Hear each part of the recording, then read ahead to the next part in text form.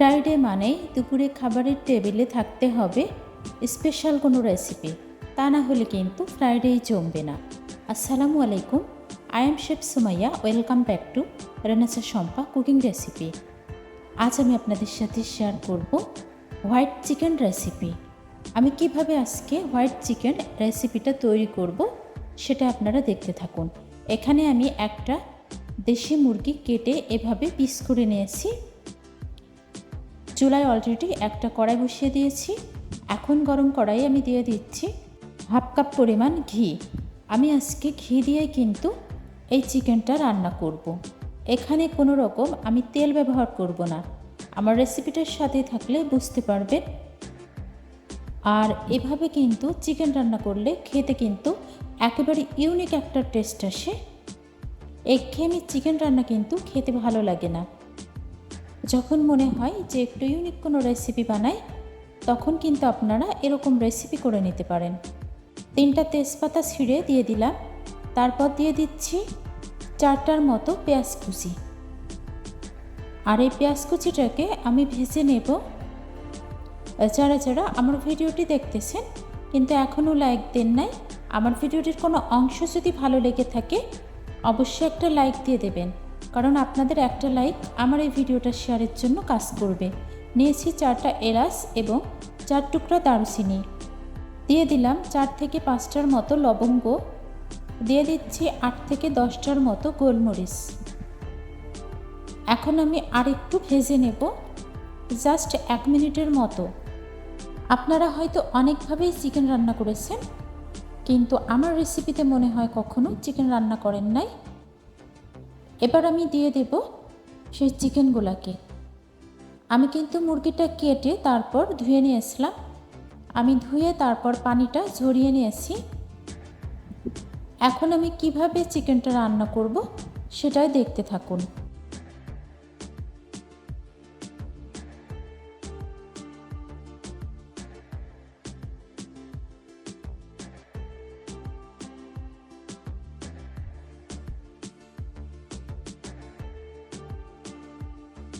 এই পর্যায়ে দিয়ে নিচ্ছি 2 টেবিল চামচের মতো আদা এবং রসুন পেস্ট। এখন দিয়ে দিচ্ছি 8 থেকে 10টার মতো কাঁচামরিচ পেস্ট। দিয়ে দিচ্ছি স্বাদ মতো লবণ। এখন আমি একে একে সবগুলা মশলা দিয়ে নেব। 1 চা চামচ পরিমাণ ধনিয়া গুঁড়া, 1 চা চামচ পরিমাণ জিরা গুঁড়া আর 1 চা চামচ পরিমাণ গরম মশলা গুঁড়া। এখন আমি চিকেনটাকে খুব ভালোভাবে কষিয়ে নেব।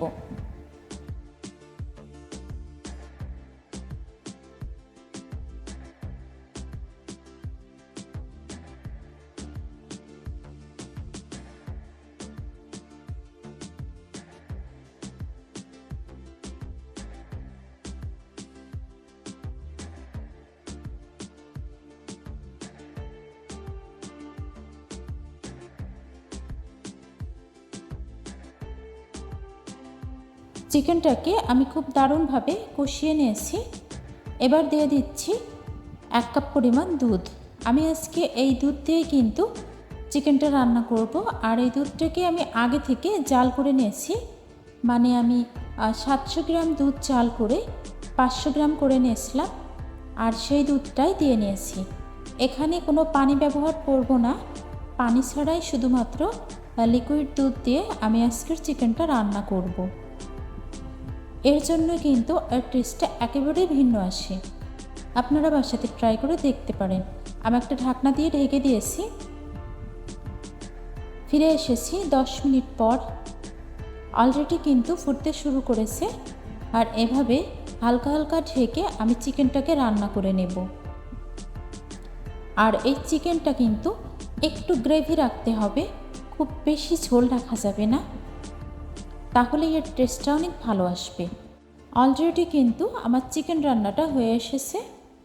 এখন আমি চুলাটা অফ করে দেব আর তারপর একটা ঢাকনা দিয়ে ঢেকে জাস্ট 5 মিনিটের মতো রেখে দেব। রেখে দিলে কালারটা কিন্তু খুব দারুণ চলে আসে।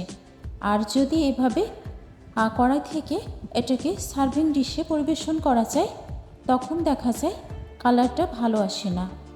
আর যেহেতু আমি এখানে কোনো হলুদ গুঁড়া বা মরিচের গুঁড়া ব্যবহার করি নাই, তার জন্য কিন্তু কালারটা একেবারেই হোয়াইট এসেছে। ঢেকে রেখে দিলাম। এখন আমি এটাকে একটা সার্ভিং ডিশে উঠিয়ে নেব।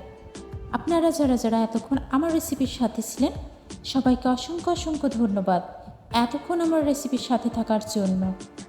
সবাই ভালো থাকবেন, সুস্থ থাকবেন। ফিরে আসবো ইনশাল্লাহ আবারও নেক্সট কোনো রেসিপি নিয়ে। আসসালামু আলাইকুম, আল্লাহ হাফিজ, থ্যাঙ্কস ফর ওয়াচিং। দয়া করে খাবার নষ্ট করবেন না, প্লিজ ডোন্ট ওয়েস্ট ফুড।